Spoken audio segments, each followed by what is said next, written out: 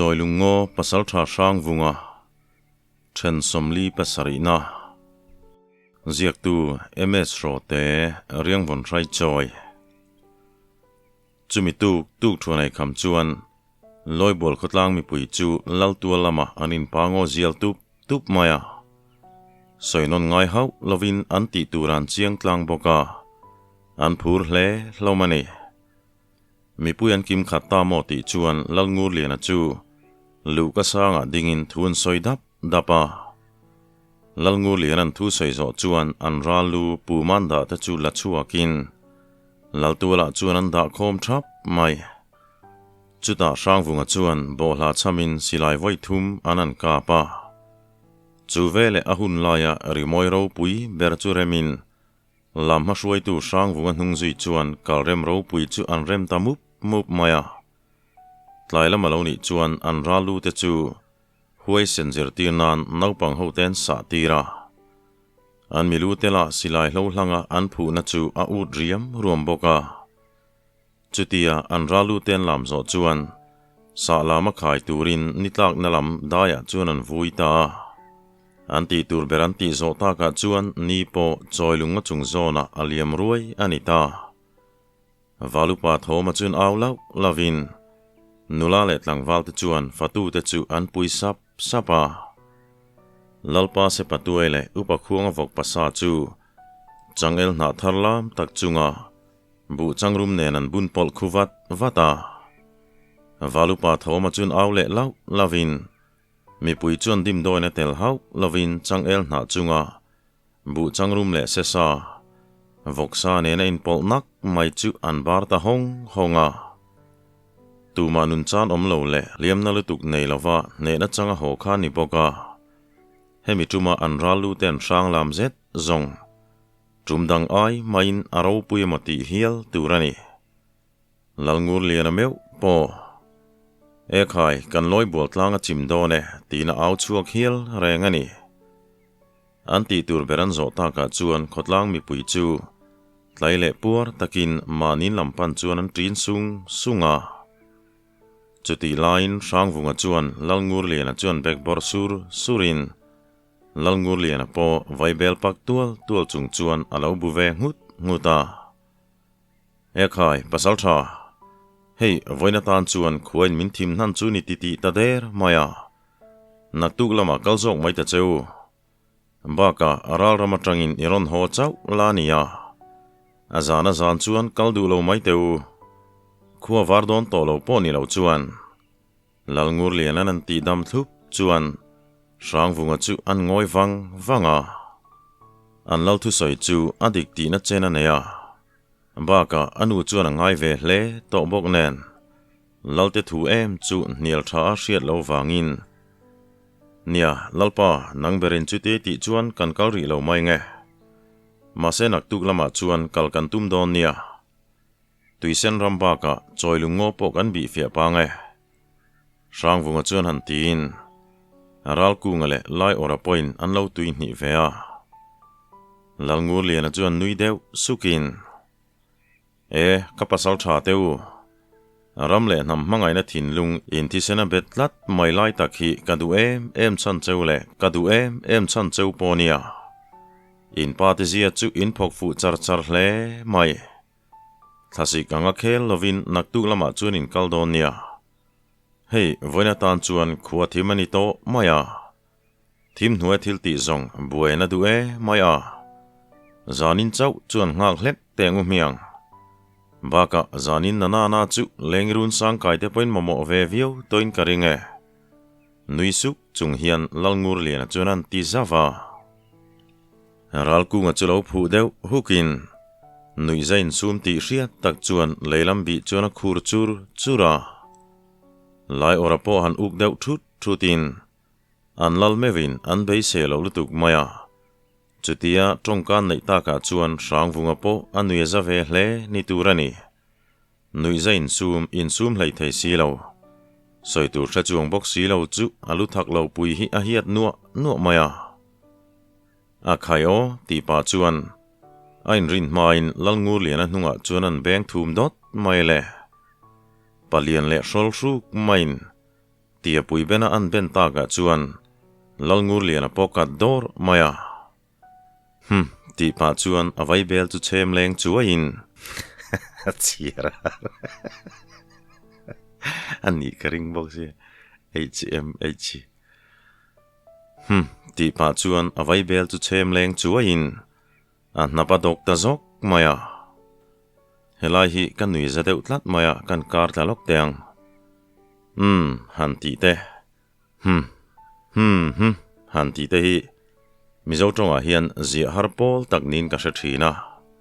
ma se hei kan hrote hi aril khop mai tuna lalina an ti te hi aron ziak dik thlap maya ma se kan chir chu kan nui suk maya kha kan kar ta lokani o khai lalpa ka ti pa chuan sang vunga chuan an ban ngal ruaka lal ngur lian ala chu alo duai lo na samai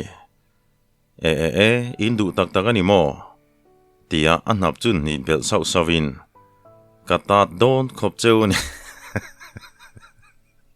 atring ham avan tring ngar ham min lo sa thiam teu lal me vina pasal tha te na pan ta tu lai vel kha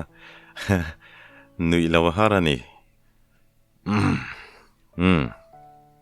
kata don khop chewani ti pa chuan sang vunga te chu apan pheile ta tre tur chung chuan lalpa kan tlo me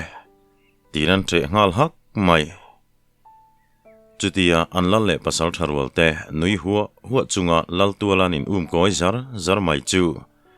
a mu piang chuan nui tha chung hian an lo thira aral ku nga phei chu an ur fal le mai khopa ching deuh taka puan ven chun potin mong lang deuh tho hian au thler duai chungin alim kual zuk maya anuam ti zong takani chutia lal tuala hlim tho man chua tak phuta chuan dar tlei pui po rang taka luka chuan chuang chuakin lal tualam chuan thira abei selo tak maya sang vunga teu nui hok chunga lal tuala tlan kual zakan mu chuan anui za ve hle ni turani duldom meu chuan dir tlek mai chuti lain ngur sang pui point an lu ka tang chuan apa teu in fiam vel chu nui bok chung hian a lo thira mual ki lu pa te po an nui hak mai lal oi chuan khokhat lal le pasal tha te meu khatia no pang chiang hrimatlan nui uar tur po ni lo chuan mi te reu hian an soi du lu tu gang cheu aron ti ta ka chuan thosa phungin an du tok ta eng po ni se lalpa kazu ho ve phot mai nge lai oran an ti lut chuan nia zu ho tak ro ka soi kha shareng ula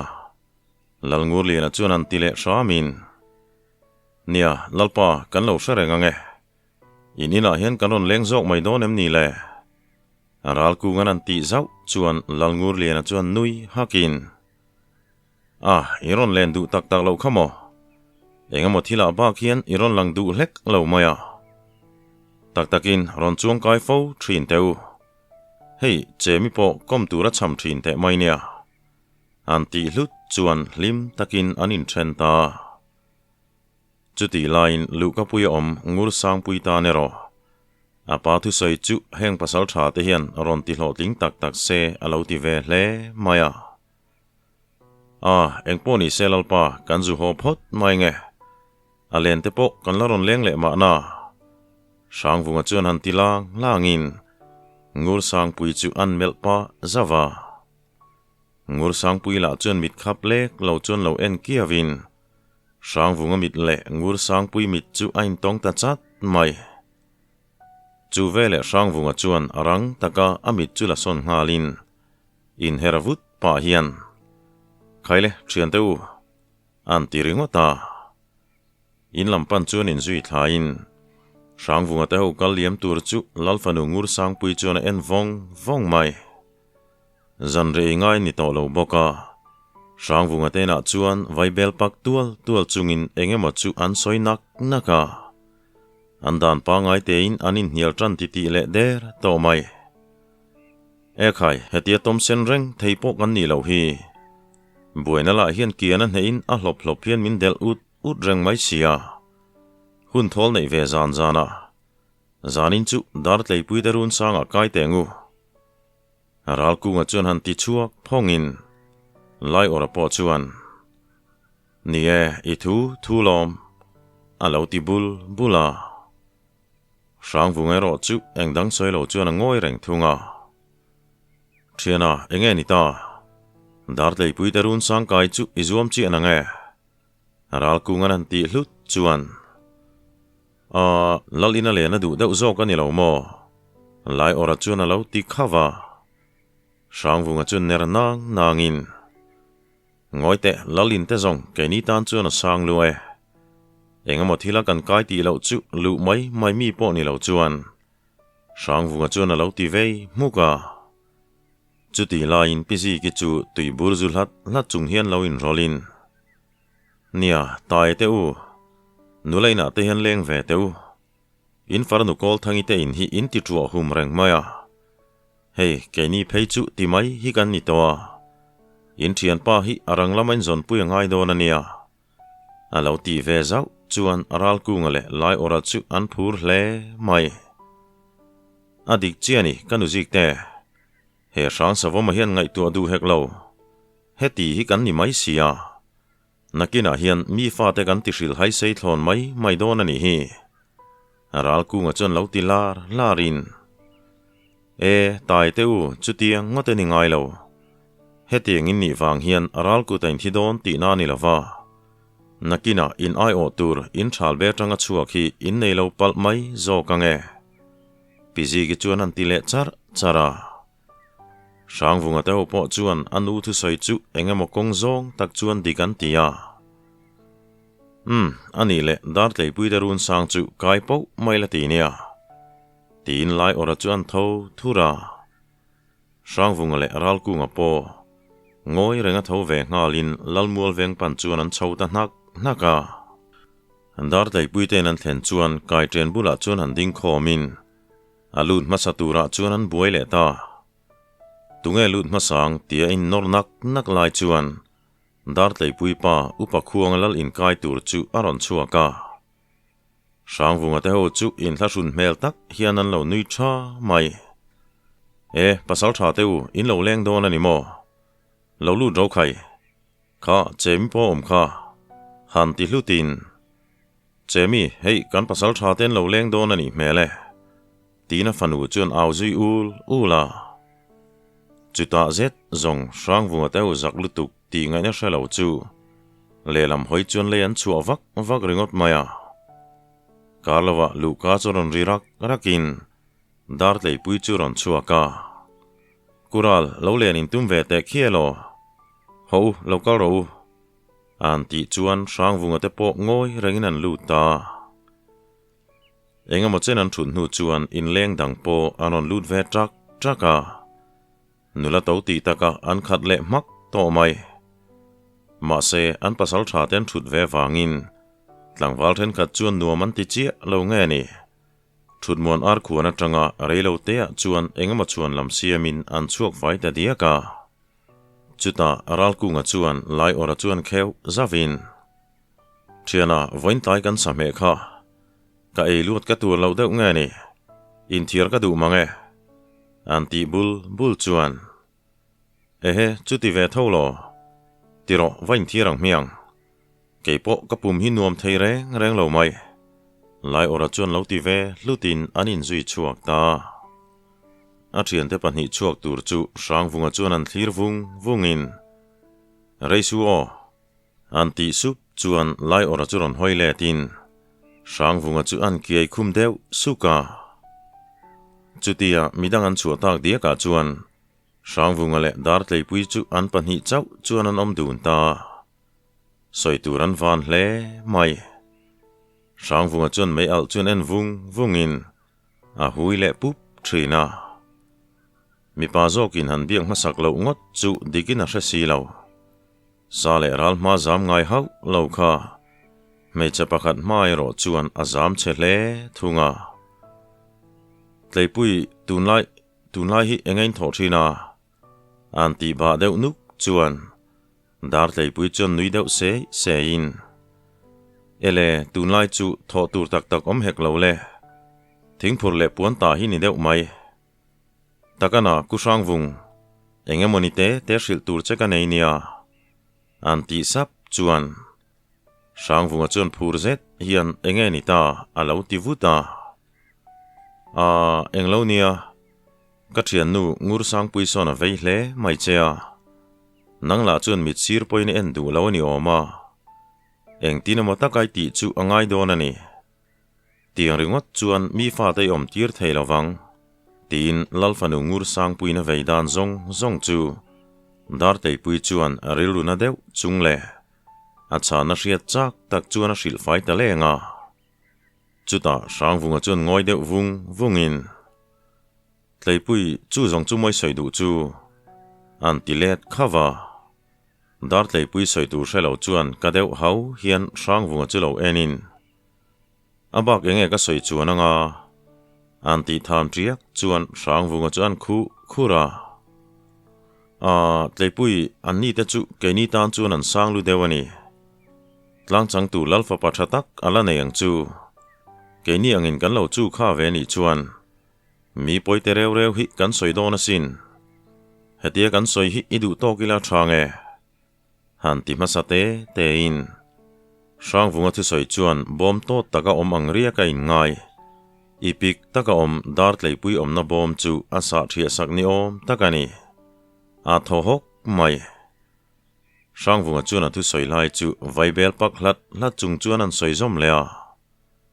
tleipui nang hi chung ko min din pui tura ka du ber chuinia tlang shan hian nula mel thale fel tak po hi antam karinga ma se nang ang reng hi kala mulawani ilaka hian rilshan kala puchin ngai ei lawasin anti dam le thlap chuan dar tleipui lom le limlutuk zak box si chu soi tu shelo chuan a sen trana ekhai enge ni ta tleipui ipoi ka soem ni sang vungan an ti le sup chuan ku sang vung soila love ma se ke ni te ang ve mai hi nang ni khwal thang pasal tha te meu tan chuan kan theu neu matin ni tia lo chan ve sap chuan mi felin ka felan tingai lova mi fingin ka fingan tingai hek lo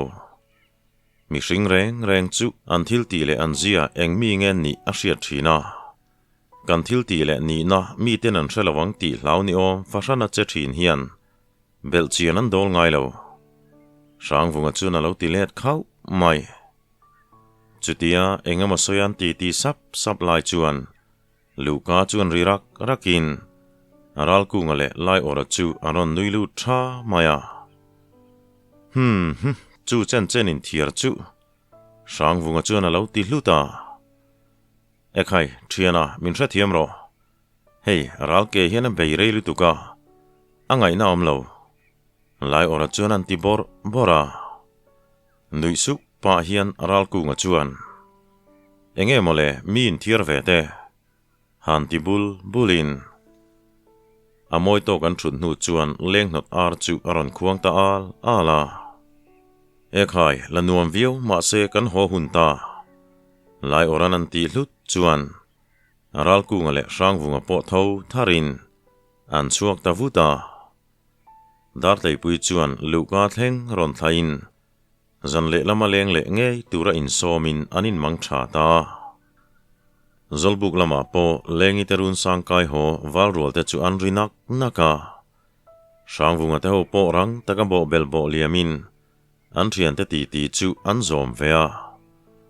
tlang valrol leng ho an kim khat ta mo ti chuan valupa tho ma chu aron ding chuaka khaile nauteu thil poi mo deuh mai soi tur ka neya hei boruak dangin min tlak chilte ni ngot lo chuan naktuk lam chu tuisen le choi lunga lam bi fia turin kan kaldona kan ramchin bi fia kal tur kan ni wangin aral dawa chuak tur kan ni lo ti hriat tur vai kalpo angai don lava pasal tha sang vunga te ho ba ka ngar ka pa lota ka pa buala tleva khuaya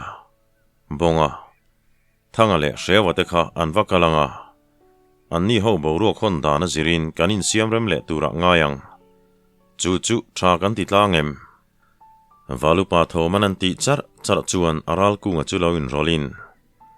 ngoi te pathom leng le satin manahi local ve se thalong mo anti chuan valupa tho ma chuan room deu ngata ani chuan nau teu leng le satin mana chu kaltel ve mai se thange anti lea tlangwal ho po chuan buk ngat pa hian ekhai inti dan kha thae an lo ti cleara chuti ni chuan engponi se he zan rei mai dona naktu lama kan thian ten ti turan nei box sinen mujai kan rel to mai donem ni valupa thoman an ti le chuan tlangwal ho te chu an chengal sanga an mutbu te chun kai phar ngal sapin ton mangram sangmel thaleng inen fan ngai lo ram dai fan nge tumin thuoi tak chuan zan mun ching ta siaya chumi tu jing ni chuak chuan chun ro rel tu ni ziaron tilang le toin loibol tlang chung zona chuan loibol ko tlang chu aron chun eng le pu to mai mole tlang karba ka korte ruam te chu akho eng rui maya tuirial ruam bo tu trio chum te poin chun ro rel tu lo lang ta chu za takin van sang lama anin vor chho sana saitlak le loibol tlang pui chunga chuan kho eng lom vate te chu ram chuain chuti line lungdo tlang pang pera sakhi chu lo huk ve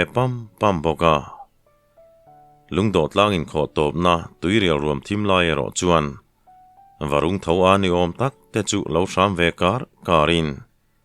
chutia nian chuak le tamai chu poiti om fashan hian sahuai ro chu om na thing lera chuan nuelam bi hiana kun chal thunga lungdo tlang le satlak tlang in karu matanga jingklifi mina beng fu chang chuan sebo konzola sezun le egrim chu aron nam huk thina naupang rola chuan se eka vung tharla ma piang chu tu thon ha in se phung lai chuang nge tum chuan an bor lai laya an pasal thangai san ber rang vungan ama tang to alo soi upa hau chuma se ek noran huai thin ati chu then khat chuan an hrerenga chumi be sei chuan then khat laltua lama an liam vona lengi te jing tui film chu zo bu hak deng po anin thumron tluk mai chuti line zolbu kariak valrual te po manmo takin manin lampan chuan an ho sapa soitong khan chikeu chu puidang nei lo ta chu a thian te pahni inan om mai lain sang vungero chu om mai thei si lo anu bu hak deng den zo pui nu chuan tuala thingan ekle tora tuiro chu jinglama choi boi ngai lo turin len chu main a choi nga diam toni tuk chuan ai kham chuan laltuala tuisen lama kal tur zong chu aral thuam pham kim nen chuan an kim thap towa lalnguli na chuan engemaw han soidap dapin engmi poni se ami hringin hmuni ngat zongin dim reng su an ron lan ngam to lo top na turin kutin thlak don nia engemaw wanga arem chang lo ani chuan an luiro chu ron hon khera ngai lo an bengemaw an chip vunemaw ron hon ula an ruang chu indu na lai en the thang to maeng chu tin athu soi chu arum el ol hle mai an lalpa thu tha chu na zir boka loibol pasal tha te po bungat ngatin anin humru ngal rau mai lalngur lianan fuina ten soi zo ta ka chuan sang vunga chuan au deu lavin khaile kalzai kan rel to mai donem ni anti chuan kot chualam panin anin zui koi ta dia kot chuan thlen chuan cholmuang to lovin man mo takin an kala an ril rukap tu lian boka biak point belem lovin an kal ngeu mai Chon hu herani meu chuan an tumram tuisen ngo chu an dai lu ta. Sang vunga chuan ding datin. Engai ni ta thiana. Aral kunga chuan alo ti he hoa. Khai poi takani thian teu. Choi lu ngolam hi kan mang hil dai mai ka ti. An ti chuan aral kunga le lai orapo chaldom meu chuan an chek klaka. Ti hian ti mai ngu. Choi lu ngolama mi pali nga vel kalila. Abak zong tuisen lama kan liam don nia. Choi lu ngolama chuan tam kalangai ka ring lau. Hei, mi som pali zet kan nia. Mi panga vel kan kal chuan. Mi pakua vel zet tuisen lama kan liam le thau dona. Sang vungan an ti hlut ta ka chuan. Ni don take avan zia lau em. Kei po kalau theng hil min mia mai ka ti. Ani chuan ka hovin mi panga vel chu kan vakalange. Aral kunga chuan alo tia. Ani mai lau chuan. Helai hian kanin ngak le don nia. Lenga satin man. Nang ni thian hau kha aral kunga hovin. Choi lu ngalam chu lau bi fia mai ta cheu. Bonga le shewa thanga te kan zui bokula. Tin sang vunga chuan reman ruata. An nau te ho po chuan ole tiin anin chenta sang mai. Ani thiana kan kalange. Fim kur takanin che don nia. Aral kunga chuan an tile hlutin. Choi lu ngalam pan chuan an kalta para. Chuti lain khoi khua le tui ngen ni pon hriat lo. Khoi atanga lo chuak ngen ni po an hriat lo te chuan. Tui sen ngon hnuai tui rial kama chuan. Tui sen ngo chunga an thing le mau ba ka. Shui nang an lak te chu tol thak tumin mau pu ma chuan an lo tron me ka. Amma ni lama khoi lai mi hring ngen ni po an hriat lo te nena anin bakai thelavang khan. An thla muang chia lo nge ni. An man mo mel khop mai. An kholama ho phota engamo chen ngoi san ria. Boruak muan deuh hunak kal le tum khan ni wangin. An buai ve nak le ani. Chuti lai tak chuan sang vunga te ho po. Tuisen ngo chung puro thiawa te pa fathang kam na lam. Choi lu ngo e patang chuan tui rial chu anon pan thlave me ka. An man rua te po man mai thei tur chuan an hum nget sau maya. Thom dim taka tol tha hriavin. Ro thiawa te pa fathang kam tharna an thlen thak chuan. Lui kama mi hringin belang lang thom chu an hreta. Wei, chu le. Kan zong piang sen ho chu an la omani chu. An lim dar le mai mo. Sang vunga chuan an ti supin. Man mo takin lui kam lampan chuan an duk thata pura. Lui kam ten thak ma ngo chua changel hung bula chuan sang vunga chu an dinga. An thom hriat na lam chun thlek dakin. Chuti lai chuan ni po thanglen kola herliam don ruai toa. Tlai ni tatur chuan lui ruam vel chu a chun sen phut mai. Puro thiau te pa fasoyang ngei khan. Chung ho te chuan fual takin puan an venga. Mui mulle khabe mulpo an nei sei hle hlom mai. An trong pei chu hriat thiam ngai na omlo khopian amaka.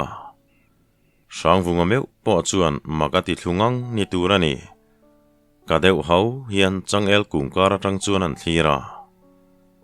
Thiana engei ni ta. Mu thiang lo muang maya khati thlek tak vung mai.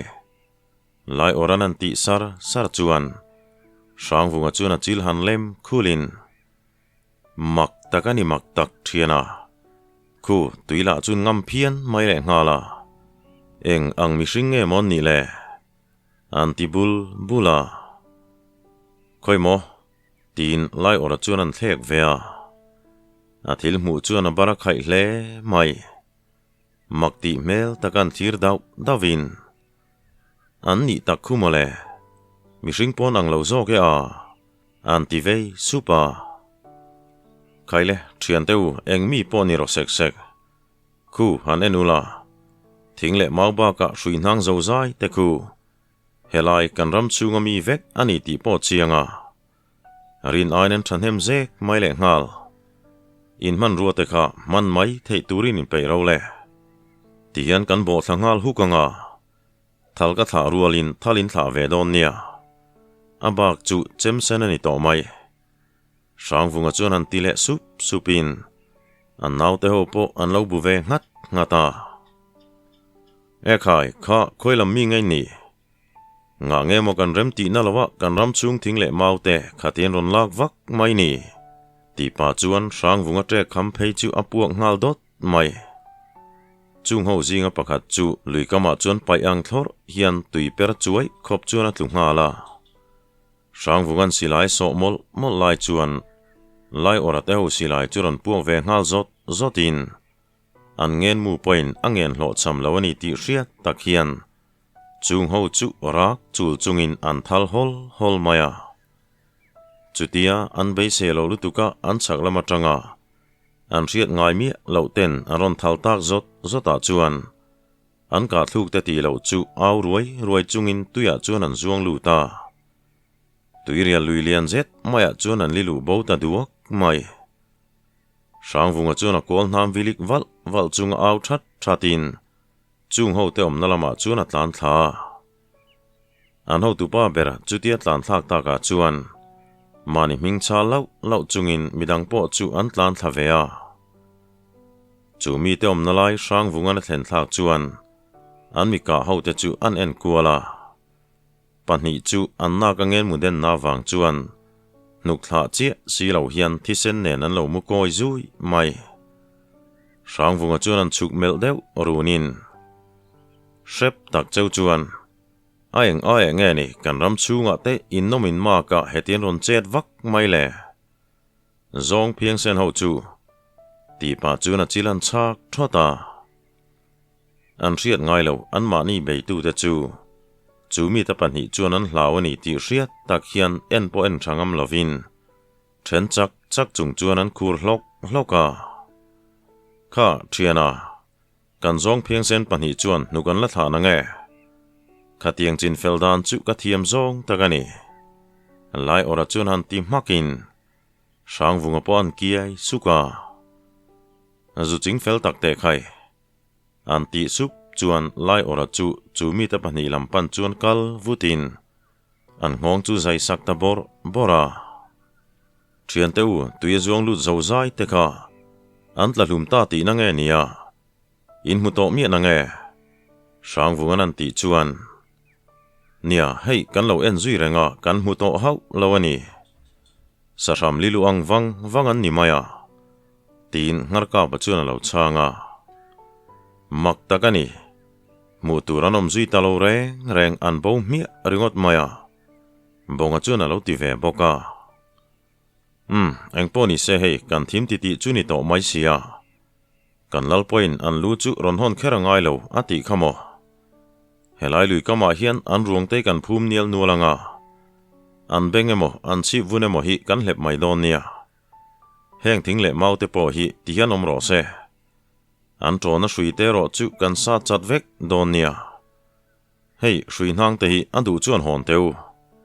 aba khi chu toy te ten kan tan chum vekang tin khoya mani chuan bu kan nei nge karinga an buk po hi kan soi dar vek don nia hei chu ai te chin na chawani aron lang le te dek se pakhat ma kan zuwa to lawang tun tu matan chuan hemi china hen du tok phot mai ngu sang vungan an ti chuan anau te ho po chu an chengal sanga chuti mek lain loi bo lama chuan khiang zolal sai khu ma fapa thangbi ka chuan apa pasal tha pani te ba ka au pamin hruai telin marlam lal ro pui loi bol tlang thut tu lal ngur liana fanu nei chun le duat lai chu nupuya tana biak tumin aron thlen chil rup maya lal ngur liana meu point chutia khokhat lal fapa le an pasal tha te ba ka upamin te meu ron thok ta chu lo biak chiat ngot chi la ni si lo angai na hriat lo mel zet chuan alo mi khol ve tangota ma se eng thu ma ala soi pui du lo thunga ka pasal tha te chin chiang taka ka hriat ma le an lo le tika lo chuan eng thu ma kan soi theiri lo ati mau mai sia khiang zo lam te point an du ber kol tu ni mio wangin lal ngur liana thu chu an oi mai angai don ani Ekai hemi then chu tikhan lo top le ta hei pasal tha thon thu danga kan mu ngai lo thlang kor vai an ti mai te ne na an buaina chungchang aron zepa hei hi atak taka thil theng mizo history a langtam si lo ania ka soi tong khan beng khuai ho te po khan zong kor ha an ka pani chu tun nuan ngai tua hian vai an nirin oma zong in kor hak thuam lo chuan tin thubel pakhat nei lok ka du chu mizo tong mak danglam na le amoi bik em na chu valupa ten tlangwal ho an biak nang chi tele lalten an upa te an biak nang chi tong kam hi tunlai anga thupe o taka ti chuan ti ro le chu vati teu an ti top ngai lova valupa in ekhai nauteu kan mu to mai don em ni ti hi agramar ang zong chuan zo na ania amai ro chu kan pi pu tenuna chuan kha thil kha zo na ni lovin thupe kani tunlai te na tanga te dik thei mia lo tongkam hi an mang thina adang po soi turom treu maya ma se nin oma changange naktu zan lama kanin mule tura ngayang